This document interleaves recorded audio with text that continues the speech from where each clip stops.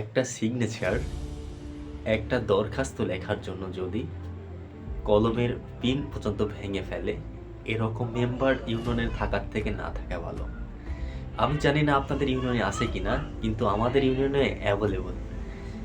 একটা যে কোনো কাগজ নিয়ে গেলে মেম্বারের পিছে পিছে দৌড়ানো লাগে।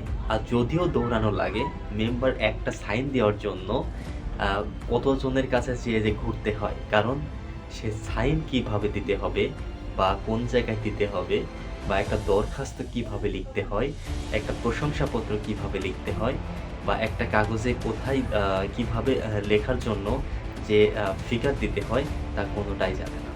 এই হচ্ছে আমাদের ইউনিয়নের বর্তমানে মেম্বারের অবস্থা।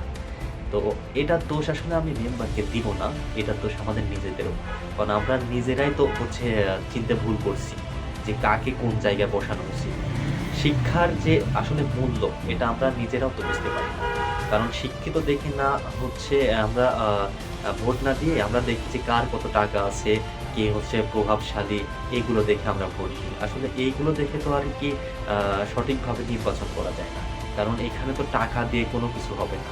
কারণ টাকা তো যদি একজনের থাকে, একজন যদি অনেক টাকার মালিকও হয়, সে তো আর ওর নিজের টাকা আর আপনাকে দিবে না। সে কি করবে? ও আমাদের জনগণের টাকা কোনো একটা প্রক্রিয়ার মাধ্যমে আবার জনগণের কাছে পৌঁছা দিবে। সেটা রাস্তার মাধ্যমে, রাস্তার কাজ করে হোক, বা হচ্ছে রিলিফ দিয়ে হোক, যেটার মাধ্যমেই হোক না কেন। কিন্তু তার কিন্তু টাকা দিচ্ছে না। তাহলে আমরা কেন বড়লোক দেখে বা প্রভাবশালী দেখে মেম্বার বা চেয়ারম্যান নির্বাচন করি? এটা তো আমাদের নিজেদের ব্যর্থতা। আমরা কেন শিক্ষাকে মূল্য দিই না? একজন শিক্ষিত মানুষ যদি একটা ইউনিয়নের মেম্বার হয়, তাহলে আপনার ওই কাগজ নিয়ে জায়গায় জায়গায় ঘুরতে হবে না। একটা দরখাস্ত লেখার জন্য অন্য জায়গায় যেতে হবে না।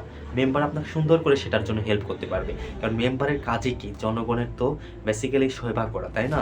তো আমাদের ইউনিয়ন, আপনাদের ইউনিয়নে আপনাদের উচিত এবার থেকে যে সঠিকভাবে শিক্ষিত মানুষকে হচ্ছে মেম্বার পদপ্রার্থীতে দাঁড় করে দেওয়া এবং তাকে ভোট দিয়ে জয়লাভ করানো। এটা আপনাদের দায়িত্ব। আসসালামু আলাইকুম।